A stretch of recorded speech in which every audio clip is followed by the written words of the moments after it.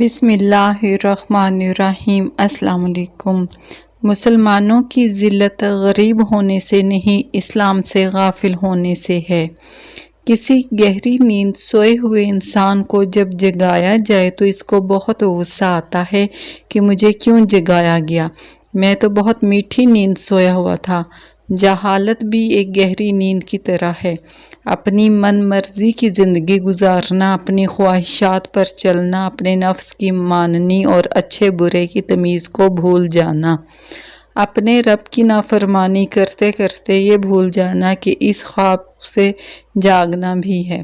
پھر جب بتایا جائے اور اس مدہوش انسان کو جگایا جائے کہ یہ سب جہالت کے دور کے کام ہیں، اللہ کے حکم پر عمل نہ کرنا اور اپنے دل کی ماننا، تو اس بندے کو بڑا غصہ آتا ہے کہ جاؤ جا کر اپنا کام کرو، ہمیں سب پتہ ہے۔ صرف علم حاصل کر لینا ہی کافی نہیں ہے، علم تو ابلیس کے پاس بھی بہت تھا۔ علم کے ساتھ ساتھ عمل اور اللہ کی فرمانبرداری بھی ضروری ہے، ورنہ چاہے آپ جتنی مرضی ڈگریاں حاصل کر لیں، دنیاوی ہو یا دینی، عمل نہیں تو ایک جاہل میں اور تعلیم یافتہ میں کوئی فرق نہیں۔ اوکے، ٹیک کیئر آل، اللہ حافظ۔